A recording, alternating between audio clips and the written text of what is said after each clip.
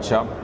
మరి దేవుని యొక్క మహాకృప ఈ యొక్క 2026వ సంవత్సరంలో మరొక మాసం చివరి దినంలో మనం ఉన్నాం. దేవుని యొక్క మహాకృప. ఈ చదవబడిన వచనాలను మనం జాగ్రత్తగా గమనిస్తే లూకాసు వార్త 14వ అధ్యాయము 12 నుంచి 14 వచనాలు. యేసు ప్రభు వారు ఒక పరిసయ్యుల అధికారి ఇంటికి వెళ్ళారు, విందుకు ఆహ్వానించబడ్డారు. ఇక్కడ జాగ్రత్తగా గమనిస్తే ఈ యొక్క అంశానికి మనం ఏం పిలవచ్చు అంటే, దేవుని చిత్తములో, దేవుని యొక్క ఉద్దేశంలో అతిథులు ఎలా ఉంటారు. ఈరోజు మన అతిథులను మనం పరిశీలించుకునేటప్పుడు ఒకసారి దేవుని యొక్క చిత్తంలో అతిథుల జాబితా మనం అందరం అనుకుంటాం. ఏదైనా మన ఇంట్లో ఒక శుభకార్యం కానీ, ఏదైనా ఒక లవ్ ఫీస్ట్, ఒక ప్రేమ విందు, లేదంటే ఒక ఘనమైన ట్రీట్ ఇవ్వాలి అని అంటే ఎవరిని పిలవాలి అని మనం అనుకుంటే మనకు తెలియకుండానే మన లిస్టులో మన తలంపులో కొంతమంది ఉంటారు. ఫలానా వాళ్ళని పిలవాలి అని మనకు ఒక ఆలోచన ఉంటుంది. అయితే ఈ ఆలోచన గురించి ఇక్కడ మనం ఆత్మీయ జీవితాల్లో నేర్చుకోవాల్సిన పాఠాన్ని ప్రభువారు చాలా స్పష్టంగా చెప్తున్నారు. మీకు ఈ మాట చెప్పాలి అంటే ఒక కథ చెప్పాలి. ఈ వచనాలు మీకు అర్థం అవ్వాలి అని అన్నట్లయితే ఒక మాట చెప్పాలి. చిన్నతనంలో న్యూ ఇయర్ వస్తే ఒకరికొకరు గ్రీటింగ్లు ఇచ్చుకునే సంస్కృతి మన అందరికీ తెలుసు. నాకు స్నేహితుడు ఉండేవాడు. ఆ స్నేహితుడు ఏం చేసేవాడంటే, ఇక డిసెంబర్ 1 నుంచి కూడా నాకు చెప్తూ ఉండేవాడు, 31 నీ కోసం ఒక మంచి అద్భుతమైన ఖరీదైన ఎవరో చూడనటువంటి ఒక గ్రీటింగ్ నీకు ఇవ్వబోతున్నాను, ఒక బహుమానం నీ కోసం కొనబోతున్నాను అని చెప్పేవాడు. చెప్తే నాలో ఒక ఆతృత, తను నాకు ఒక విలువైన బహుమతి ఇచ్చినప్పుడు నేను కూడా విలువైందే ఇవ్వాలి, నేను కూడా స్పెషల్గా ఇవ్వాలి, నేను కూడా గుర్తుండిపోయేలాగా ఇవ్వాలి. అందుకోసం నాకు డబ్బులు కావాలి, ఎలా కన్విన్స్ చేయాలి, పేరెంట్స్ దగ్గర నుంచి ఎలా తీసుకోవాలి, కష్టపడి ఎవరు ఊహించిన డబ్బులు తీసుకోవటం, డబ్బులు సంపాదించడం ఒక ఎత్తు అయితే, ఆ డబ్బులతో ఎలాంటి బహుమతి కొనాలి. నా స్నేహితుడు నన్ను ఎంతో ఉత్సాహపరుస్తున్నాడు, ఆశ్చర్యానికి లోన్ చేస్తున్నాడు, బాధ్యత పెంచుతున్నాడు. ప్రతిరోజు ఏదో ఒక మాట, నువ్వు ఆశ్చర్యపోతావు, నేను ఇచ్చే బహుమానం చూస్తే నీ చుట్టూ ఉన్న వాళ్ళు కూడా ఆశ్చర్యపోతారు అంటే, అమ్మో ఏదో విలువైన బహుమతి ఇస్తున్నాడు కనుక నేను కూడా చాలా విలువైనది ఇవ్వాలి. నాకు తెలిసిన స్నేహితుల్ని అందరినీ అడిగి ఎలాంటి బహుమతి కావాలి, ఎలాంటి అని కొనాలి అని చెప్పి చివరికి ఒక బహుమానం కొన్నాను. ఆ దినం రానే వచ్చింది. ఆ బహుమతి తీసుకుని వెళ్ళి నా స్నేహితుడికి ఇచ్చాను. కానీ విచిత్రం ఏంటంటే, నా స్నేహితుడు నాకు ఏ బహుమానం కొనలేదు. కానీ జరిగిందంటే ఏమిటయ్యా అంటే, ఒక బహుమానం పొందటానికి అతను చూపినటువంటి ఒక ఉత్సాహం మాత్రమే అంటే ఆ విధమైనటువంటి పరిస్థితిలోనికి నన్ను నడిపించడానికి చేసిన ప్రయత్నమే తప్పించి వాస్తవం కాదు. ఈ మాట అర్థం కావాలి అంటే ఈ చదవబడినటువంటి వచనాల్లో ఉండే భావం ఇదే. నేటి క్రైస్తవ సమాజంలో ఎలా ఉందయ్యా అన్నట్లయితే, మనము ఒక పర్సన్ ఎలా ఉన్నాడంటే, వ్యక్తిగత ప్రయోజనాన్ని పొందుకోవటానికి పరిస్థితిని ఎలా ఉపయోగించుకోవాలి, దిస్ ఈజ్ ద సొసైటీ. అంటే మనం మేలు పొందటానికి ఎలా అనేటువంటి ఒక బహుమానపు ఆలోచనతోనే సమాజం ఉంది. అయితే ఇలాంటి స్థితిలో ఇక్కడ ప్రభువారు చెప్పినటువంటి ఈ విభాగాన్ని ఒకసారి మనం చూస్తే, మరొకసారి నేను చదువుతున్నాను 12 నుంచి, లూకాసు వార్త 14వ అధ్యాయం 12 నుంచి. మరియు ఆయన తన్ను పిలిచిన వారితో ఇట్లనెను, నీవు పగటి విందైనను రాత్రి విందైనను చేయనప్పుడు నీ స్నేహితులనైనను, నీ సహోదరులనైనను, నీ బంధువులనైనను, ధనవంతులనైనను, నీ పొరుగువారినైనను పిలవద్దు.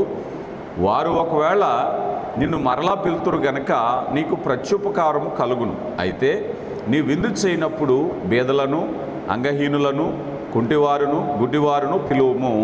నీకు ప్రత్యుపకారము చేయుటకు వారికి ఏమీ లేదు గనక నీవు ధన్యుడి వగుదు. నీతిమంతుల పునరుద్ధానమందు నువ్వు ప్రత్యుపకారము పొందుదువని చెప్పాను అన్నాడు. ఈ మాటలను విభజించుకుంటే మనం ఏదైనా ఇవ్వాలి, బహుమానం ఇవ్వాలి, చేయాలి అన్నప్పుడు 3 విషయాలు ఇక్కడ ప్రభువారు స్పష్టంగా చెప్తున్నారు. మొట్టమొదటిది ఏమిటయ్యా అన్నట్లయితే, కేవలం నువ్వు పొందటానికి ఏది ఇవ్వవద్దు. ప్రతిఫలం ఆశించి ఏది చేయవద్దు. ఫస్ట్ థింగ్, నువ్వేదైనా ఇవ్వాలి అని అనుకుంటే మరలా పొందటానికని మాత్రం ఎప్పుడూ ఇవ్వద్దు.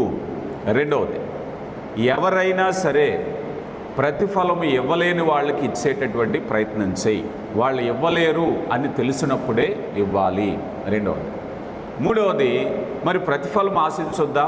ఖచ్చితంగా ఆశించాలి. కానీ ఆశించేది అదే వ్యక్తి నుంచి కాకుండా దేవుని నుంచి ఆశించాలి. ప్రతిఫలము దేవుని నుంచి ఆశించాలి. ఇక్కడ ప్రభువారు చెప్పినటువంటి 3 అంశాలు ఇవి. మొట్టమొదటిదిగా పొందటం కోసం ఇవ్వద్దు. రెండవదిగా ఏమీ ఇవ్వలేని వారికి ఇచ్చే ప్రయత్నం చేయి. మూడవదిగా ప్రతిఫలము దేవుని యొద్ద నుంచి, ఆ వ్యక్తుల నుంచి ఆశించవద్దు. ఇక మొట్టమొదటిగా మనం ఈ అంశాన్ని చూసినప్పుడు 12వ వచనాన్ని చదువుతున్నాను. మరియు ఆయన తన్ను పిలిచిన వానితో ఇట్లనెను, నీవు పగటి విందైనను రాత్రి విందైనను చేయనప్పుడు నీ స్నేహితులైనను, నీ సహోదరులైనను, నీ బంధువులనైనను, ధనవంతులనైనను, పొరుగువారినైనను పిలవవద్దు. వారు ఒకవేళ నిన్ను మరలా పిలుతురు కనుక నీకు ప్రత్యుపకారము చేయను అన్నారు. ఇప్పుడు ఫస్ట్ థింగ్ ఏమిటయ్యా అంటే, నువ్వు పిలిచేటప్పుడు పొందటం కోసం కాదు గనక, ఇప్పుడు పరిసయ్యుని ఇంట్లో ఈ విందు జరుగుతుంది. ఈ యొక్క కాంటెక్స్ట్ మనం అర్థం చేసుకోవాలి అంటే, పరిసయ్యుడు మత పెద్దగా చలామణి అయ్యేవాడు. పై వచనాల్లో చూసినట్లయితే పరిసయ్యుల అధికారులలో ఒకని ఇంటికి వెళ్ళినప్పుడు, ఇతను నోబెల్ మ్యాన్, ఇతను రిచ్ మ్యాన్, ఇతను రిలీజియస్ మ్యాన్, మతపరమైన పెద్ద, ఆర్థికంగా ఉన్నవాడు, సమాజంలో పలుకుబడి ఉండేటటువంటి వాడు, ఇలాంటి వాని ఇంట్లో విందు ఏర్పాటు చేయబడింది. మనం పై వచనాలు చూస్తే ఆ భోజనం పళ్ళ దగ్గర ఆ స్థలాల కోసం దెబ్బలాడుకుంటారు. పోట్లాడుకుంటే ప్రభువారు వారిని వారిస్తారు. అబ్బాయి, మీరు స్థలాల గురించి అని చెప్పారు. ఎందుకంటే ప్రభువారు మొహమాటం లేనివారు కనుక యథార్థంగా చెప్పారు. ఇప్పుడు మనం చదివింది 2వ భాగం. మొదటి భాగం స్థలాల గురించి చెప్పారు. 2వ భాగంలోకి వచ్చేసరికి ఉద్దేశాన్ని గురించి మాట్లాడుతున్నారు. ఉద్దేశంలోకి వచ్చేసరికి ఈ పరిసయ్యుడు అనేటువంటి వాడు బాగా ధనవంతుడు. ఈ ధనవంతుడు అనేటువంటిది ఈ భోజనపు బల్ల దగ్గర కూర్చోవటానికి చాలా ఖరీదైన భోజనాన్ని ఏర్పాటు చేశారు. మనం ఇది అర్థం చేసుకోవాలి అంటే, ఆనాటి కాలమాన పరిస్థితులలో, అంటే బహుశా ఇప్పుడు మనకు అర్థం కావాలి అని అంటే, భోజనము విందు అంటే మనకి పెద్ద విషయం ఏం కాదు. కానీ ఒక జనరేషన్ వెనక్కి వెళితే, ఇప్పుడు ఏవైతే తింటున్నామో అవన్నీ కూడా ఒక జనరేషన్ వెనక్కి వెళితే చాలా ఖరీదైన పదార్థాలు. అవునంటారా కాదంటారా? ఒకప్పుడు బిర్యానీ తినాలి అని అంటే ఎప్పుడో పండగో పెళ్ళో అయితే తినేవారు, అంతే కదా. ఇప్పుడేముంది, అలా రోడ్డు మీదకి వెళ్ళి 100 రూపీస్ పెట్టి బిర్యానీ తెచ్చేసుకుంటున్నారు. అప్పటికి ఇప్పటికి చాలా తేడా వచ్చింది. అలాగా ఒక 2000 సంవత్సరాల క్రితానికి వెళితే మీరు ఆలోచించండి ఎలా ఉంటుందో. భోజనం అంటే ఆ రోజుల్లో విందంటే ఒక సెలబ్రేషన్. ఎంత సెలబ్రేషన్ అంటే, ఆ పేద బలహీన వర్గాలని ఆ మండపం చుట్టూ చూడటానికి అనుమతించేవారట. ఆ రోజుల్లో ధనవంతులు ఏం తింటున్నారో, ఎలా తింటున్నారో చూద్దాము అని వచ్చేవారట. అంటే అంత వేడుకగా ఉండేదట ఆ రోజుల్లో. ప్రభువారి కాలంలో 2000 సంవత్సరాల క్రితం యూదుల సంస్కృతిలో అప్పుడు ఆహార పదార్థాలు తినేటప్పుడట వారందరూ మంటపంలో ఈ ధనవంతులు భోజనం చేస్తుంటే పేదవారిని అనుమతించేవారట. దేన్ని చూడటానికి, ఏ పదార్థాలు ఉంటాయో, ఎలా తినాలో చూడాలని. మేబీ ఒకవేళ ఏదన్నా మిగిలితే తినాలనేటువంటి ఆలోచన కూడా బహుశా వారికి వచ్చి ఉండొచ్చు. సరే, ఏదేమైనా ఆనాటి పరిస్థితులలో విందు అనేది చాలా లగ్జరీ, చాలా ఖరీదైనటువంటి వ్యవహారం. ఆ వ్యవహారంలో ఒక జాబితా ఉంటుంది, ఎవరెవరిని పిలవాలి. వారు వీరిని పిలుస్తారు, వీరు వారిని పిలుస్తారు. అంటే ఒక హై క్లాస్ సొసైటీ. అందులో యేసు ప్రభు వారికి కూడా ఆయన ఒక పబ్లిక్ ఫిగర్గా, ఒక ఉన్నతమైన ఆకర్షితమైన వ్యక్తిగా యేసు ప్రభు వారిని కూడా వాళ్ళు చేర్చారు. ఈ చేర్చినప్పుడు అక్కడ ధనవంతుల యొక్క ప్రముఖులలో ఈ సర్వసాధారణమైనటువంటి భోజనాలు జరిగేటప్పుడు ఆ విందు అనేటువంటిది ఎలా ఉంటుందయ్యా అన్నట్లయితే, అక్కడికి వచ్చిన ప్రతి వారు కూడా విందు చేయగలిగిన వారే ఉంటారు. The first quality. తినేవారు ఎవరంటే అందరూ కూడా వాళ్ళు కూడా అవసరమైతే విందు అరేంజ్ చేయగలిగిన వారే. That's the first criteria. ఎవరైనా సరే ఆ క్రైటీరియా ఏమిటయ్యా అంటే, నువ్వు వ్యాపారవేత్త కావచ్చు, ధనవంతుడు కావచ్చు, రాజకీయవేత్త కావచ్చు, వ్యవసాయదారుడు కావచ్చు, ఎవరైనా కావచ్చు. కానీ నువ్వు ఆ విందులో ఉన్నావు అంటే నువ్వు విందును నిర్వహించగలిగిన సామర్థ్యం ఉన్నది అని అర్థం. ఎందుకని ఈయన నిన్ను పిలిచాడు కనుక రేపొద్దుట నీ ఇంటికి ఈయన కూడా వస్తాడు.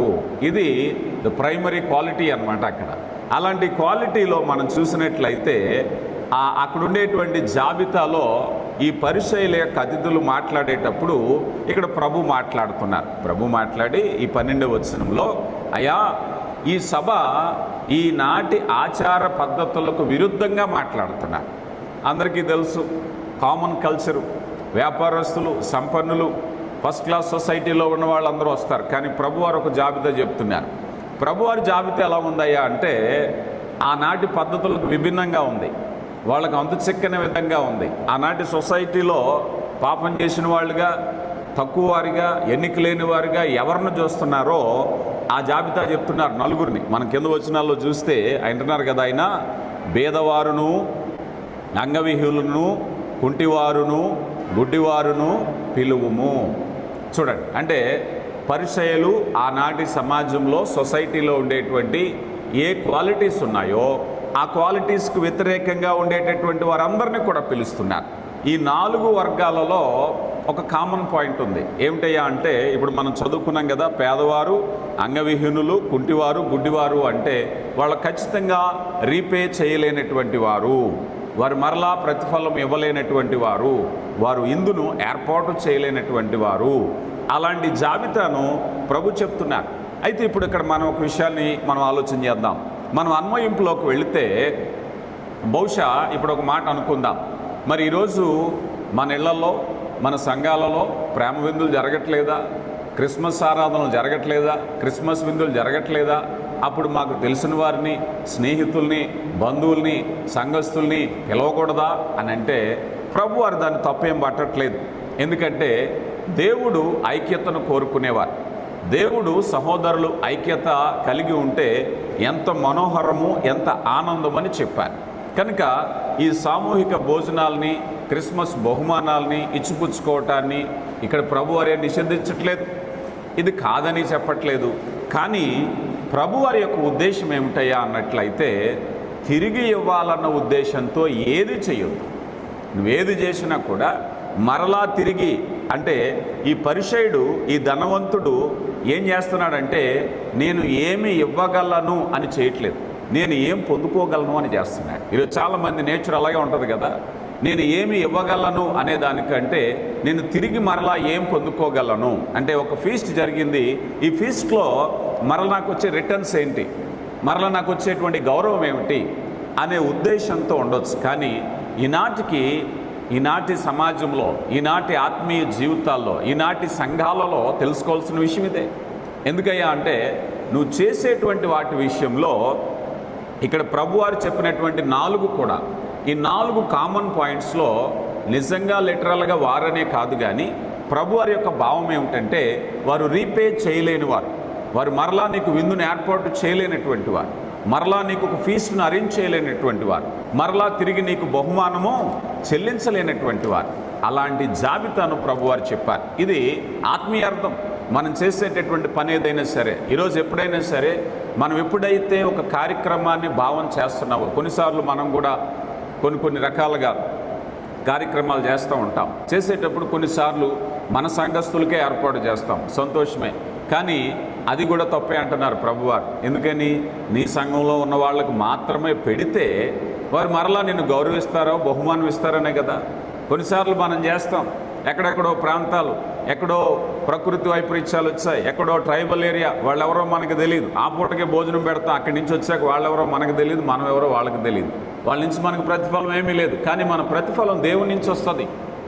కొన్నిసార్లు మనం చూస్తూ ఉంటాం, కొన్ని ప్రదేశాలకు నేను వెళ్ళినప్పుడు, కొన్ని సంఘాలలో సేవా కార్యక్రమాలకు వెళ్ళినప్పుడు అక్కడ ఉండేటువంటి పాస్టర్, దైవజనుడు, నేను వారిని తక్కువ చేయటం అని కాదు, కానీ అక్కడ నిజంగా అవసరం ఉంది తెలుసుకున్న వాళ్ళు ఎవరైనా వస్తే వాళ్ళు ఖచ్చితంగా వద్దంటారు. ఏమి కూడా మా సంఘస్థులకు మాత్రమే, మా ఉపయోగం మాత్రమే, మా గుర్తింపు మాత్రమే, అయ్యా వారు కూడా చూడటానికి ఆకలితో వచ్చినట్టు వద్దండి, వాళ్ళకు వద్దు, ఎందుకంటే అది మా సంఘాన్ని బలపరిచేది కాదు. గమనించండి, అంటే ఇక్కడ ఉద్దేశం అనేది ఇచ్చుట. అందుకే అపోస్తుడైన పౌలు అంటాడు కదా, పుచ్చుకొనుట కంటే ఇచ్చుట ధన్యం. దేవుడు మనకి చెప్పారు. ఇవ్వటంలో ద బెస్ట్ ఎగ్జాంపుల్ ఎవరైనా ఉన్నారంటే దేవుడే. తన అద్వితీయ కుమారుని మానవాళికి ఇవ్వటంలో ఆయనే మాదిరి. అందుకే ఆయన ఇచ్చినప్పుడు ఏమిచ్చారు అంటే వాల్యూ, విలువైనది ఇచ్చారు కదా. అద్వితీయ కుమారుని మన కొరకు ఇచ్చారు. అందుకని ఏదైనా ప్రతిఫలం గురించి ఆలోచన చేసేటప్పుడు, నువ్వేదైనా ఇవ్వాలి అనుకున్నప్పుడు ముఖ్యమైన ఉద్దేశం ఏమిటంటే, నా దేవుడు చూస్తున్నాడు, నా దేవుడు ప్రతిఫలం ఇస్తాడు, నా దేవుడు బహుమానం ఇస్తాడు, నా దేవుని కొరకు చేస్తున్నాను, ఈ ఉద్దేశంతో నువ్వు చేయాలి తప్పించి మరలా ఈ చేత్తో ఇచ్చి ఈ చేత్తో పుచ్చుకునేలాగా ఏది కూడా చేయకూడదు. ఇక రెండవదిగా మనం చూస్తే రెండవ పాయింట్లోకి వచ్చేటట్లంటే, నువ్వు ఇచ్చేది ఎవరికి ఇవ్వాలి అని అంటే తిరిగి ఇవ్వలేని వారికి. ఇక్కడే ప్రభువారు చెప్పారు కదా, తర్వాత 13వ వచనంలో, అయితే నువ్వు విందు చేయనప్పుడు బేదలను, అంగహీనులను, కుంటివారును, గుడ్డివారును పిలువుము అన్నారు.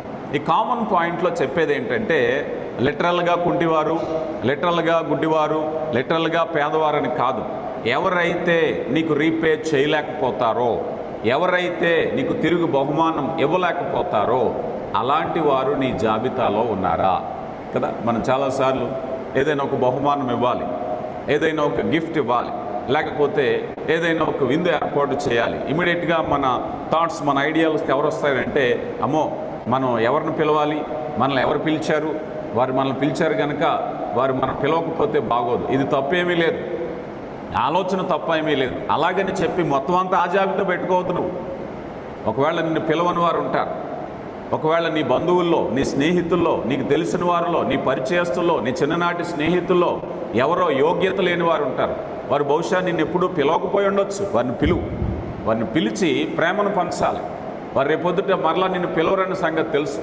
ఎందుకంటే పరిస్థితులు మారాక, ఒకవేళ మన స్థాయిలు మారాక, ఆర్థిక స్థితిగతులు మారాక ఫ్రెండ్స్ మారిపోతూ ఉంటారు, బంధువులు మారిపోతూ ఉంటారు, హోదాలు మారిపోతూ ఉంటాయి. మన పెళ్ళిళ్ళకి పిలవని వారు చాలాసార్లు మనం చూస్తూ ఉంటాం. చాలామంది, అయ్యా ఇదిగో మా సొంత ఇంట్లో కార్యక్రమానికి నన్ను పిలవలేదు, నన్ను మర్చిపోయారు, బాధపడే వాళ్ళు చాలామంది చూస్తూ ఉంటాం. ఆ జాబితాను మర్చిపోవద్దని చెప్పటమే ప్రభు వారి యొక్క ఉద్దేశం. అలాగని చెప్పి అయ్యా నీ తోటి పని వాళ్ళు పిలవద్దు, నీతో ఉన్నవాళ్ళు పిలవద్దు, ఉద్యోగస్తులు పిలవద్దు, సంపన్నులు పిలవద్దని కాదు దాని ఉద్దేశం. అందరినీ పిలువు, కానీ నీ స్థితిలో, నీ సరౌండింగ్లో, మేబీ నీ పొరుగు వారిలో కావచ్చు, నీ స్నేహితుల్లో కావచ్చు, నీ బంధువుల్లో కావచ్చు, వాళ్ళు ఆ స్థితికి అర్హత లేని వారుగా అనిపించినప్పుడు రేపొద్దుట వారితో నాకు మొహమాటం ఏముంది, వాళ్ళు నన్ను పిలవలేదు, నేను వాళ్ళని పిలవలేదు. చాలామంది అంటూ ఉంటారు, అయ్యా పలానా వాళ్ళకి చెప్దామంటే వాళ్ళు మొన్న నన్ను పిలవలేదు కనుక నేను వాళ్ళని పిలవను. క్రైటీరియా, ప్రతి వారికి క్రైటీరియా. వాళ్ళని పిలవకపోయినా నువ్వు పిలువు, అదే దేవుని ప్రేమ. వారిని పిలవలేదు కనుక పిలువు, ఎందుకంటే ఆ ప్రేమ దేవుడిని ఆశీర్వదిస్తారు. ఆ తగ్గింపుదనంలో దేవుడిని ఆశీర్వదిస్తారు. అదే తగ్గింపుదనం. ఒకవేళ ఎవరైనా సరే ఇరుగు పొరుగు వారు, కొన్నిసార్లు మనం చూస్తూ ఉంటాం, చాలాసార్లు పట్టణాల్లో, సంపన్నమైన ప్రాంతాల్లో మనం చూస్తూ ఉంటాం. వారు బహుశా సంపన్న కుటుంబానికి చెందిన వారు ఉంటారు. ఆ కుటుంబానికి చుట్టుపక్కల పేదవారో లేకపోతే మరొకలో ఉంటారు. అటువైపు ముఖవైపు కూడా చూడరు.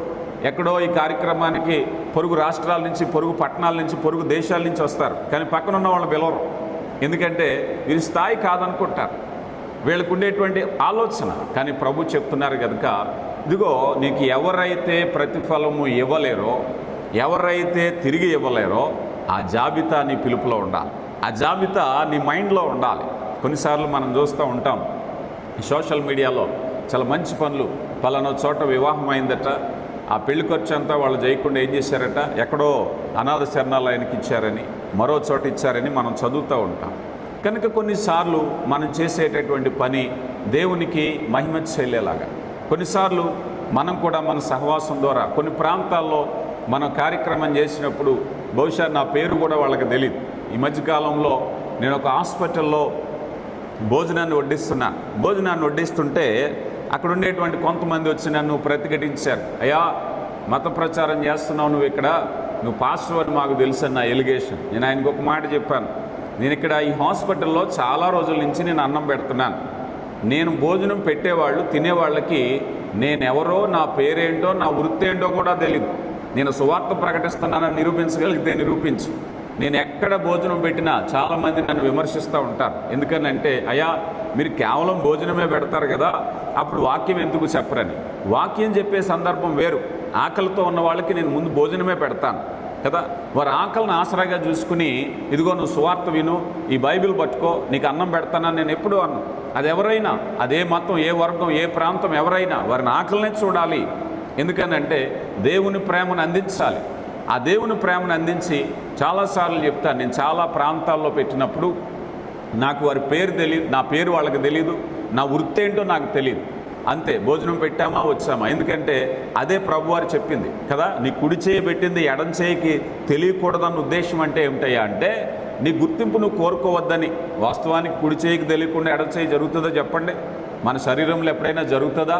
దాని ఉద్దేశం ఏమిటంటే, నీ ఉద్దేశాన్ని అక్కడ చెప్పొద్దు.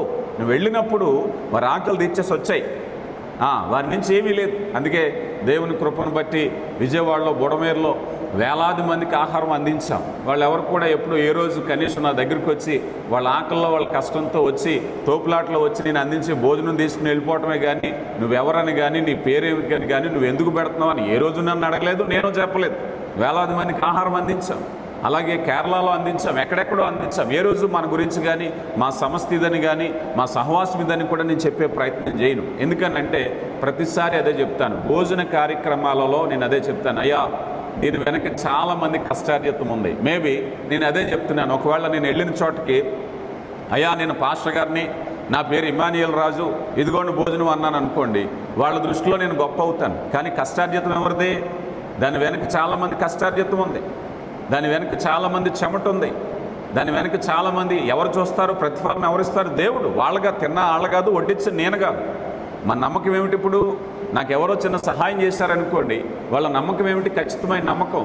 ఇదిగో ఈ దైవజనుడికి, ఈ అన్నకు మనం సహాయం చేస్తే లేకపోతే ఒక పేదరాలు కడుపు నింపుతారన్న నమ్మకంతో ఇచ్చారు. ఇప్పుడు ఆకలి ఎప్పుడైతే తీరిందో, ఈ కష్టార్జితం ఆకలి తీరినప్పుడు మధ్యలో ఒక ఆయన ఉన్నాడు, ఆశీర్వాదం ఇచ్చే ఆయన ఆశీర్వాదం వాళ్ళకి వెళ్తుంది. కనుక గుర్తింపు అనేది సెకండరీ. అలాగే ఎప్పుడైతే మనం చేసామో తప్పక దేవుడు ఆశీర్వదిస్తారు. బైబిల్ గ్రంథంలో కొన్ని ఉదాంతాలు కనుక మనం చూసినట్లయితే మనకి కనిపిస్తుంది. లూకాసు వార్తలో 10వ అధ్యాయము మీరు చదవద్దు, కానీ 30వ వచనంలో చూస్తే మంచి సమరయుడు ఉపమానం ఉంటుంది. మంచి సమరయుడు ఉపమానంలో ఇప్పుడు ఒక వ్యక్తి గాయపరచబడ్డాడు, దారిలో పడవేయబడ్డాడు. దారిలో పడవేయబడితే ఆ ప్రాంతం నుంచి ఒక లేవీయుడు వెళ్తున్నాడు, ఒక యాజకుడు వెళ్తున్నాడు.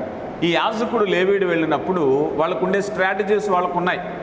ఈ గాయపడిన వాడిని రక్షిస్తే మనకేమన్నా అంటూ సెంట్ ఉంటుందా, మనకేమన్నా ఉపయోగం ఉంటుందా, మన సంఘానికి ఏమన్నా ఉపయోగం ఉంటుందా, రేపొద్దుట మన సంఘానికి వస్తాడా రాడా, రేపొద్దుట సంఘానికి వచ్చి దశంభాగం ఇస్తాడా, నా చేతుల్లో బాప్తీసం పొందుతాడా, ఇవన్నీ కాదు. మూడో వ్యక్తి మంచి సమరయుడు అటు వెళ్ళాడు. అక్కడ అవసరతే చూశాడు. అతను బాటసారి అంటే ఏ ప్రాంతానికి చెందినోడో, మన ఇంటి పక్కోడు కాదు, మన ఊరోడు కాదు, రేపొద్దుట మనకు తెలిసినోడు కాదు. బాటసారి అంటే బాగుపడితే ఆ ఊరు పోతాడు అంతే, మళ్ళీ రాడిక, మళ్ళీ ముఖం చూడక. అలాంటి వాడికి ముక్కు మొహం తెలియనివాడికి సహాయం ఎందుకు అనుకోలేదు. మంచి సమరైన ఉదాంతంలో గొప్ప ఉద్దేశం ఏంటంటే, ఇదిగో మన కులమో, మన గోత్రమో, మన ప్రాంతమో, మన ఏరియా కాదు, బాటసారి ఒకసారి బాగుపడ్డ తర్వాత అతని పైన అతంది, ఇతని పైన వెతంది, మళ్ళీ జీవితంలో మళ్ళీ కలుసుకోరేమో. సహాయం అంటే అలా ఉండాలి. ఇక్కడ మంచి సమరైన ఉద్దేశంలో అదే. లేస్తాడు అతను, పూటకూళ్ళవానికి అప్పగించాడు. అమ్మా, ఎందుకంటే మా ఇంటి పక్క ఆయన కాదు, కలిసి ఉండడానికి నేను వెళ్తున్నాను, ఏదైనా సాయం చేయి, మళ్ళీ వస్తే ఈ దారిలో నేను సహాయం చేసి వెళ్ళిపోతాను. అతను నాకు కనబడడు. అంటే సహాయం యొక్క గొప్పతనం అదే. మంచి సమరైన ఉదాంతంలో మనం చూసేటప్పుడు అతడు బాటసారి బాగుపడ్డ తర్వాత అతను పని వెళ్ళిపోతాడు అంతే, మళ్ళీ కనపడ్డు. ఇతనికి పని ఏమీ లేదు, ఇతనికి చుట్టారకం లేదు, ఇతనికి పలకరింపులు ఉండవు, ఇతనికి రాకపోకలు ఉండవు. బాగుపడ్డాడు, వెళ్ళిపోయాడు అంతే. దేవుడు ప్రతిఫలం ఇచ్చును గాక. అలాంటి సహాయం చేయాలనేటువంటిది ప్రభు వారి యొక్క ఉద్దేశం. అలాగే మనం సమూయేలు గ్రంథం 2వ అధ్యాయం 9వ వచనంలో మెఫీబోషెతును గురించి చూస్తాం. మెఫీబోషెతును గురించి మనం చూస్తే, మెఫీబోషెతు అవిటివాడు. ఈ మాట కూడా మీరు జాగ్రత్తగా గమనిస్తే, ఇప్పుడు బ్రతుకున్న సమయంలో, సౌలు రాజు బ్రతుకున్న సమయంలో సౌలు రాజు కుమారుడు నాతానికి దావీదుకి చాలా చక్కని ఫ్రెండ్షిప్. బైబిల్ గ్రంథంలోనే అత్యుత్తమమైన ఫ్రెండ్షిప్ పేరు వాళ్ళిద్దరూ కూడా. ఎంత ఫ్రెండ్షిప్ అంటే, తన ప్రాణంగా భావించుకున్నాడు. తన తండ్రి దావీదును చంపుతున్నాడని తెలిసి తండ్రికి వ్యతిరేకంగా సమాచారాన్ని దావీదుకి అందించి దావీదును కాపాడుకున్నాడు ఆ స్నేహితుడు.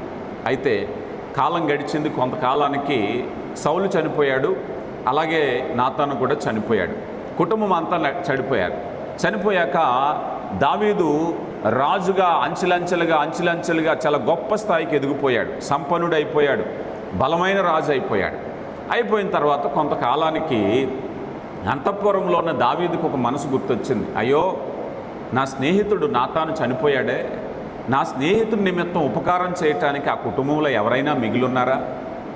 ఎవరైనా ఉంటే ఆ రుణం తీర్చుకోవాలి కదా అనుకున్నప్పుడు ఆ సైనికులకు చెప్పాడు. ఎంక్వైరీ చేస్తే ఎక్కడో ఆ కుటుంబంలో ఒక అవిటివాడు దొరికాడు. 2 కాళ్ళు లేనటువంటి ఒక అవిటివాడు, నడవలేనటువంటి అవిటివాడు. అతని పేరు మెఫీబోషెత్తును పిలిచి అంటాడు కదా, వెంటనే మెఫీబోషెత్తు భయపడుతున్నాడు. అమ్మో, ఈ రాజు పిలిచాడు అని అంటే శత్రుశేషం లేకుండా ఆ రోజుల్లో చంపేసేవారు. దావీదుకును సౌలు రాజుకి వైరంలో దావీదు ఎప్పుడు సౌలును గౌరవించాడు, కానీ సౌలు ఎప్పుడు కూడా దావీదుని హతమార్చాలనుకున్నాడు. కాలం గడిచింది, అందరికీ నశించిపోయారు. ఇప్పుడు మెఫీబోషెత్తుకు భయం వేసింది. ఇప్పుడు కొత్త రాజుగా ఉన్నాడు కనుక నేను వారసుడిని చంపాలనుకుంటున్నాడేమో అని ధైర్యంగా వచ్చాడు. ఇప్పుడు దావీదు అంటున్నాడు, మెఫీబోషెతా, నీ తండ్రిని బట్టి, నీ తండ్రి ఇంటిని బట్టి నీకు ఉపకారం చేయాలనుకుంటున్నాను కనుక అక్కడ ఉన్న అధికారులను పిలిపించి, అయ్యా, తన తండ్రులు పూర్వీకుల నుంచి రావాల్సినటువంటి భూమి యొక్క కాగితాలన్నీ రాసి ఆయనకి ఇచ్చేసేయండి. మెఫీబోషెతా, నువ్వు బ్రతుకున్నంత కాలము నా భోజన బల చుట్టూ, రాజన భోజన బల చుట్టూ నా పక్కన కూర్చొని తిను, నువ్వు అంతఃపురంలోనే ఉండు. ఒక అవిటివాడిని. ఒక అధికారం వచ్చాక, ఒక ధనం వచ్చాక ఎలాంటి స్నేహితులు కావాలంటే వ్యాపారస్తులకి వ్యాపార స్నేహితులు పెరిగిపోతారు, రాజకీయ నాయకులు స్నేహితులు పెరిగిపోతారు కదా. ఇలా ఎవరికి వాళ్ళు పోగేసుకుంటారు. కానీ ఒక రాజు అవిటివాడిని ఎంచుకున్నాడు. అవిటివాడు ఏం చేయగలడు? ఏమీ చేయలేడు. అది దానం అంటే. ఒక రాజు ఒక అవిటివాడిని ఎంచుకున్నాడు, అతనికి ఉపకారం చేయాలనుకున్నాడు, అంతఃపురం తీసుకొచ్చాడు. నా భోజన బల్ల చుట్టూ నేనేం తింటానో నువ్వు కూడా అదే తిను. మరి ప్రతిఫలంగా మెఫీబోషెత్ ఏం చేయగలడు? ఏమీ చేయలేడు. అవిటివాడికి చేసినటువంటి ఉపకారం ఎంతటిదయ్యా అంటే దేవునికి చేసిన ఉపకారం అంటే ప్రతిఫలము ఆశించకుండా యథార్థమైనటువంటి కృతజ్ఞత. కొన్నిసార్లు మనం చూస్తూ ఉంటాం, కొంతమంది స్నేహితులు, కొంతమంది కుటుంబాల్లో విరోధాలు పడవు, ఒకరికొకరు విరోధాలు. సడన్గా వచ్చి ఏదైనా బహుమానం తీసుకుని వచ్చారనుకోండి, వీళ్ళకి భయం. ఎప్పుడు రానోళ్ళు వచ్చారు, ఎంత ప్రేమగా మాట్లాడుతున్నారంటే దీని వెనకాల ఏదో ప్లాన్ ఉందనుకుంటారు, నమ్మరు కదా. నేను చేస్తే ఉప్పు నిప్పిలా ఉండేవాళ్ళు ఈ ఉప్పు నిప్పులాగా ఉన్న వాళ్ళు వచ్చి ఎంత ప్రేమలకు పోతున్నారేంటి, ఇన్ని బహుమానాలు అంటున్నారేంటి, ఏదో ప్లాన్ ఉంది అయితే అనుకుంటారా? అనుకోరా? ఖచ్చితంగా కూడా ఉంటాయి ప్లాన్స్. మానవ నేచరు అలాంటిదే కదా.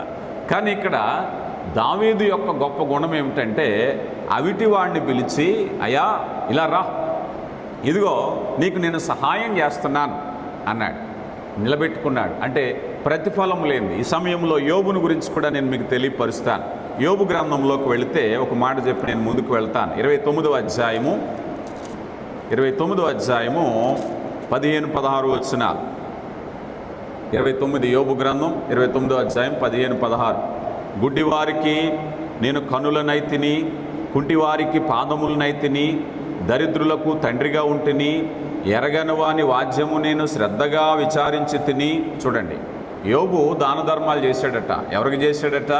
గుడ్డివారికి నేను కన్నునైతిని, అయా గుడ్డివారికి సహాయం చేశాను, కుంటివారికి పాదములనైతిని, అయా అవిటి వాళ్ళకి నేను సహాయం చేశాను, దరిద్రులకు తండ్రిగా ఉంటిని. వీళ్ళందరూ ఎవరో ఇందాక అనుకున్నాం. ప్రభువారు చెప్పిన జాబితా ఇదే. ప్రభువారు చెప్పినటువంటి జాబితాలో ఎవరున్నారంటే ప్రతిఫలం ఇవ్వలేని వాడు. ఇక్కడ చెప్పింది అదే. కుంటివారు, గురుడివారు, దరిద్రులు, వీళ్ళందరూ కూడా ప్రతిఫలము ఇవ్వలేని వారికి యోబు సహాయం చేశాడు. అందుకే ఇప్పుడు యోబుని ఏమన్నారు? యోబుని గురించి దేవుడు అంటున్నారు కదా, యథార్థవంతుడు, నీతిమంతుడు. దేవుడు సాక్ష్యం ఇచ్చారు.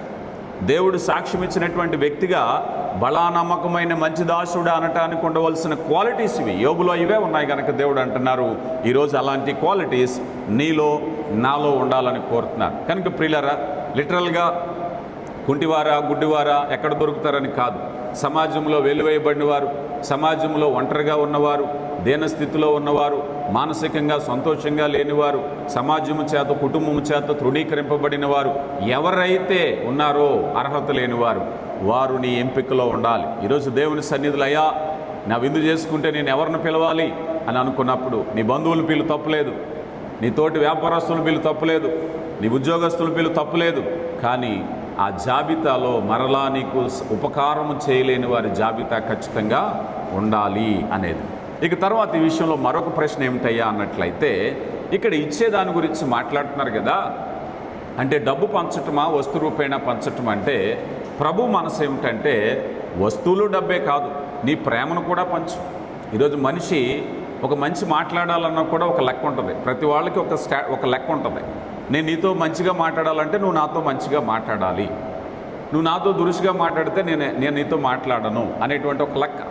ఇక్కడ వాక్యం చెప్పేది ఏంటంటే నీ స్నేహాన్ని, నీ ఆదరణను, నీ ప్రేమను, నీ సమయాన్ని, కొన్నిసార్లు సమయాన్ని కూడా మనం కేటాయించలేం. అవునా కాదండి? కొంతమంది ప్రముఖులు మనం చూస్తూ ఉంటాం, దిగువ స్థాయి వారు మాట్లాడితే చాలా రెక్లెస్గా వెళ్ళిపోతూ ఉంటారు, సెలబ్రిటీస్ తోసుకుని అవతల పడేస్తూ ఉంటారు, సెక్యూరిటీ కానీ లేకపోతే మరొకటి కానీ. ఇక్కడ వాక్యం చెప్తుంది నీ సమయాన్ని ఇచ్చి ఎదుటి వారిని ఆదరించవచ్చు, నీ ప్రేమనిచ్చి, నీ మాటనిచ్చి. కొన్నిసార్లు అవసరమైతే నేను కొన్ని సంవత్సరాల క్రితం కోల్కతాలో కారుణ్యాకి వెళ్ళాను. అక్కడికి వెళితే మదర్ తెరీసా గారు నిర్వహిస్తున్నటువంటి ఒక ఆశ్రమంలో అక్కడ ఉండేటువంటి అనేక మంది అనాథులు లేకపోతే మానసిక వికలాంగులు, వాళ్ళ ఒంటరితనంతో మనం వెళ్ళేటప్పుడు వాళ్ళకి అక్కడ అన్నీ సమృద్ధిగా ఉంటాయి, మెడిసిన్ కానీ ఆహారం కానీ ఏది కొద్దుగా ఉండదు. కానీ వాళ్ళ దగ్గరికి వెళ్ళి వాళ్ళకి కావాల్సింది ఏంటంటే కూర్చొని మాట్లాడాలి. వాళ్ళతో మాట్లాడే వాళ్ళు లేక మనం వెళితే మనం వచ్చేటప్పుడు మనం చేయబట్టుకుని మన వస్త్రం పట్టుకుని లాగుతూ ఉంటారు, కాసేపు కూర్చోమని. అక్కడ వాళ్ళకి కావాల్సింది ఏంటంటే మాట్లాడే సమయం, మాటలు, మంచి మాటలు. అలాంటి అవసరత ఉన్నవాళ్ళు కూడా సమాజంలో ఉంటారు. కానీ మనం దానికి కూడా ఒక కాల్కులేషన్ ఉంటుంది. మనం ఎవరితో టైం స్పెండ్ చేయాలి, ఎవరిని అభిమానంగా చూడాలి, ఎవరితో ఎక్కువసేపు మాట్లాడాలి, మనకు ఒక లిస్ట్ ఉంటుంది. కొన్నిసార్లు ఇదిగో అక్కరగా ఉన్నటువంటి వారితో నీకు ఉపయోగం లేకపోయినా నువ్వు మాట్లాడే ప్రయత్నం చేయాలి. ఇక మూడవ అంశంలోనికి మనం వస్తే లోకాసు వార్త 14వ అధ్యాయము 14వ వచనాన్ని మనం చూస్తే,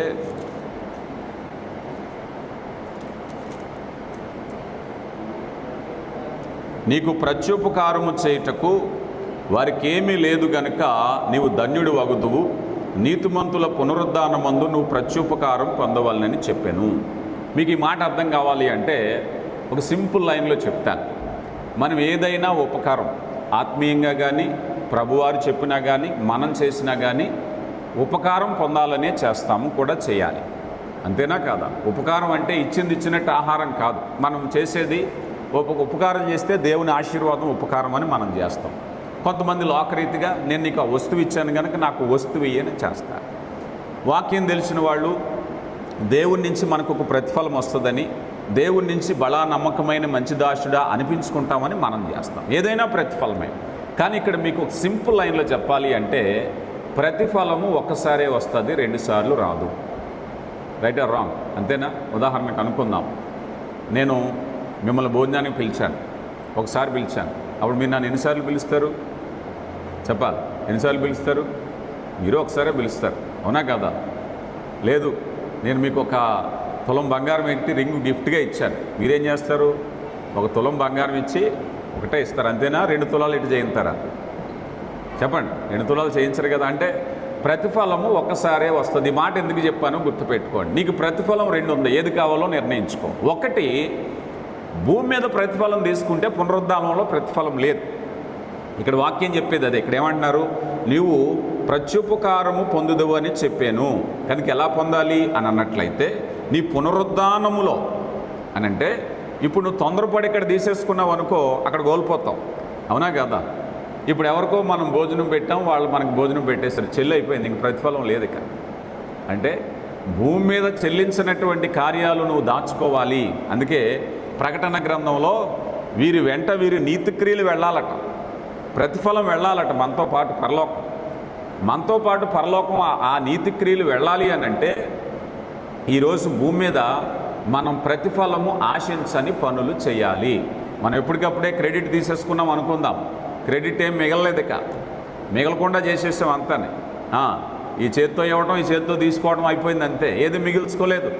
అందరికీ కూడా ఫ్రెండ్స్కి ఇచ్చాం, బిజినెస్ పార్ట్నర్స్కి ఇచ్చాం, ఈక్వల్గా ఉన్న వాళ్ళకి ఇచ్చాం, సెలబ్రిటీస్కి ఇచ్చాం, అన్నీ చేశాం. కానీ ఎవరికైనా తిరిగి ఇవ్వలేని వారికి చేసిందే అదే నీ క్రెడిట్ పరలోకంలో ఉంటుంది. అందుకే ప్రతిఫలం అనేది రెండు సార్లు రాదు, ఒకసారే. ఒకవేళ కనుక నువ్వు భూమి మీద తీసేసుకున్నావు అనుకో, పరలోకంలో లేదు. అందుకే చెప్తున్నారు ఇక్కడ ఏమని అంటున్నారయ్యా అన్నట్లయితే చూడండి, మరొకసారి చదువుతున్నా. నీవు ప్రచురోపకారము చేయుటకు వారి యొద్ద ఏమీ లేదు గనక నీవు ధన్యుడు వగుదువు, నీతిమంతుల పునరుద్ధానమందు నీవు ప్రత్యుత్తరాపకం పొందుదువు. ఇప్పుడట ప్రభు వచ్చినప్పుడు ఒక ప్రత్యుపకారం ఉంటుందట, ప్రభు వచ్చినప్పుడు ఒక మేలు ఉంటుందట. నీవు ఇప్పుడే అన్నీ వసూలు చేసేసుకున్నావు అనుకోండి, అన్నీ వసూలు చేసేసుకున్నావు, అన్నీ లాగేసుకున్నావు, ఇంకేమీ లేదు ఇక. కానీ ఒకవేళ గనక తిరిగి ఇవ్వలేనటువంటి బహుమానం గనక నువ్వు ఇస్తే ప్రభు ఇస్తారు. చూడండి, కొలసీలకు రాయబడిన పత్రికలో, కొలసీలకు రాయబడిన పత్రిక 3వ అధ్యాయము 23వ వచనాన్ని మనం చూస్తే, ప్రభు వలన శ్వాసము ప్రతిఫలముగా పొందుదుమని ఎరుగుదము గనక. ఎవరి వల్ల అండి? ప్రభు వలన. నువ్వెవరు అనారోగ్యంగా ఉన్నవారికి ఇచ్చావు, బేదలకు వస్త్రాలు ఇచ్చావు, ఆకలితో ఉన్నవారికి ఆహారం ఇచ్చావు. బహుశా నిన్ను వాళ్ళు గుర్తించలేదనుకో, నువ్వు ధన్యుడివే. నిన్ను అసలు గౌరవించలేదంటే నువ్వు ధన్యుడివే. లేదు, తినేసి నీ మీద తిరగబడ్డారనుకో, నువ్వు ఇంకా ధన్యుడివే. మంచిదే. ఎందుకని? ప్రతిఫలము అక్కడి నుంచి రావాలి. అది మిగిలిపోయింది. ఆ మిగిలిపోయినటువంటి బహుమానం అనేది ఖచ్చితంగా వస్తుంది. ఈరోజు నువ్వు చేసేటువంటి ఉపకారం అనేది తిరిగి చెల్లించని ఉపకారం. హెబ్రీలకు రాయబడిన పత్రిక 6వ అధ్యాయము 10వ వచనాన్ని కూడా మనం చూస్తే, 6వ అధ్యాయం 10వ వచనం, మీరు చేసిన కార్యమును మీరు పరిశుద్ధులకు ఉపకారము చేసికను ఉపకారము చేయుచుండుట చేత తన నామమును బట్టి చూపిన ప్రేమను మరుచుటకు దేవుడు అన్యాయస్తుడు కాదు. మనుషులు మర్చిపోతారేమో, మనుషుల లెక్కల్లో తేడాలు ఉంటాయేమో, మనుషులు ప్రేమల అభిమానాల్లో తేడాలు ఉంటాయేమో, కానీ ఇక్కడ ఉండేటువంటి దేవుని ప్రేమ ఎలాంటిదయ్యా అన్నట్లయితే తప్పక నీ బహుమానము నీకు ఇవ్వబడుతుంది.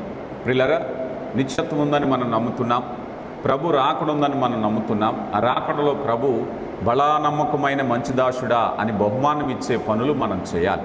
అందుకని అతిథుల జాబితాను గురించి దేవుడు మనకు నేర్పించారు ఈ పాఠంలో. నీ అతిథులు ఎవరు?